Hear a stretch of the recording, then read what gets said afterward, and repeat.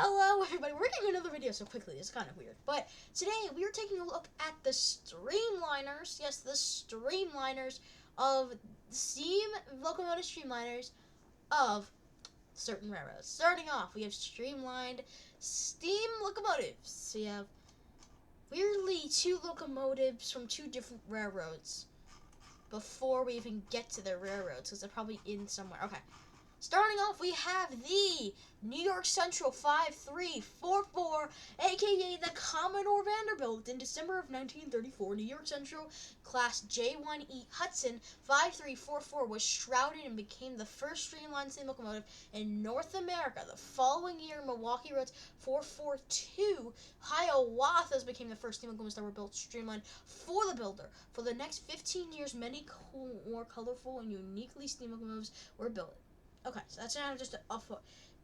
Okay, so wardrobe. In 1947, so we have this one too. This is the Nashville and St. Louis Railway 6-car heavyweight City of Memphis became the last train intended to be pulled by a streamlined steam locomotive, the Class K 2D 930. Yeah, so this is basically the history.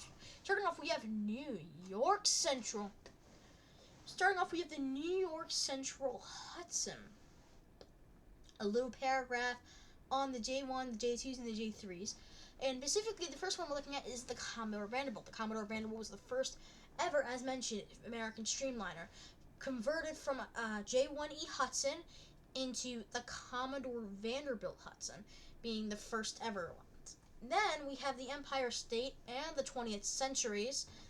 In the 20th century, were two of J38 Hudsons converted into what's known as the Dreyfus Hudson, which is the more commonly known.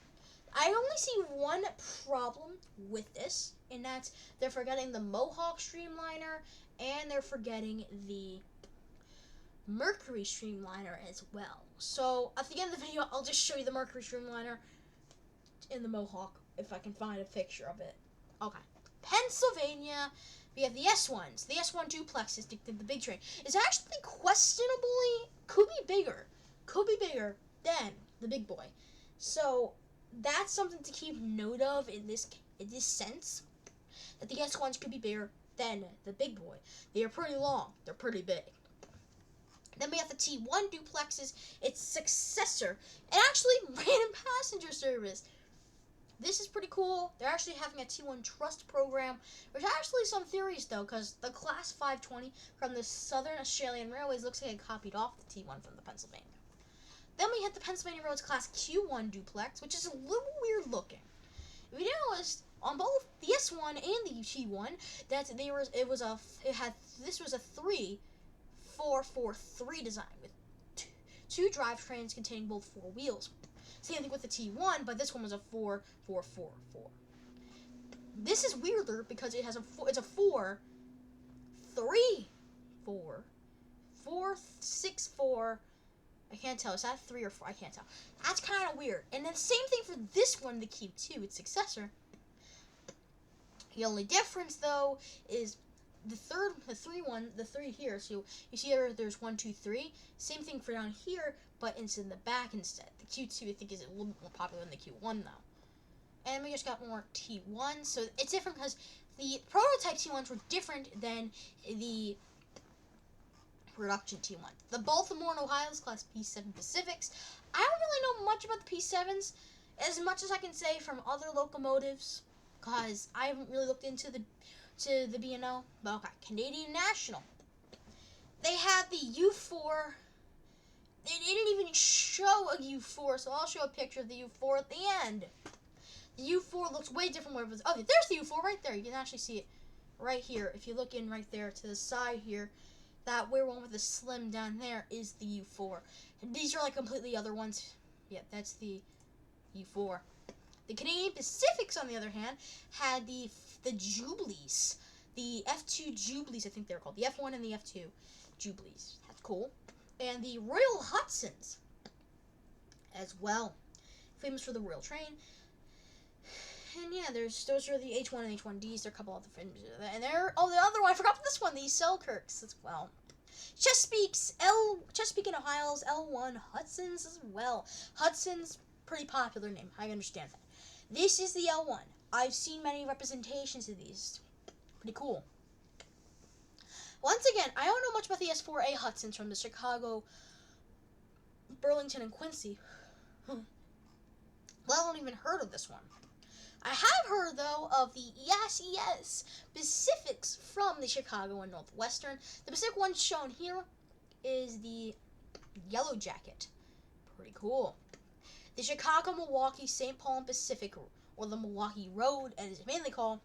We have the Class A Hiawatha's and the F7 Hiawatha's. That's cool. This is another weird inclusion, the Delaware, Lackawanna, and Western. If you ever heard of like the Pennsylvania, the New Jersey Central, the New York Central, the Long Island Railroad, the Reading and Northern, and the Delaware, Lackawanna, and Western are considered the, as I said, the middle railroads. As I can say, the Middle East railroads. So, like the Middle East railroads in America. This is one of them, the Class H and the Class G in this weird-looking streamliner. I have looked at those. Norfolk and Western J, the Norfolk and Western is mainly known for their coal freight services, not their streamlined passenger services with the J class. New York, New Haven, and Hartford, commonly referred to as the New Haven, with the Class I-5 Hudson. Pretty cool. Then now we have the Southern Pacifics, P10s, the P14s, and the MTs. They didn't show any of these. And the GS2 to GS6 Northerns, mainly the GS4, the Daylight's the most popular one. And finally, Union Pacific's one and only streamliner, the 462, 2606, 2906, and 4827002, these streamliners. I don't even know what these are supposed to be. They're just cool looking trains. And yeah, so now as I promised, we're gonna take a look at the missing streamliners from the New York Central, and if I can find images of the so-said Southern Pacifics missing here. These are cool looking. Oh yeah, TNNO, there's the 650. P14s, I don't even know. We'll look a look. Okay, be right back. This is the Mercury. If you didn't know, this is the Mercury steam locomotive. It looks crazy, a little interesting if I were to say so myself. So yeah, now into the next locomotive, which was the Mohawk Streamline. Okay, here's the Mohawk Streamline, known as the Rexel train. Yeah, this is cool too. It's not the best. It's standard American streamlining treatment, I would say. Okay, now on to the Southern Pacific ones that we didn't get to see. Okay, we're back. So, it turns out the MT were here. This is the MT, so this is what the MT looks like. But the other ones, the P10, this is the best image I could find of P10. I couldn't find that really. This is what it looks streamlined, I guess. Basically, the daylight. And the MT, this is all I could really find for the MT here. The MT-4. I couldn't really find much in relation to streamlined variants. So, yeah, that's really it. This is a quick video, I would say. 8 minutes, yeah, pretty quick. So yeah, I don't know what you want the next video to be, but I'll see you guys in the next video. Bye.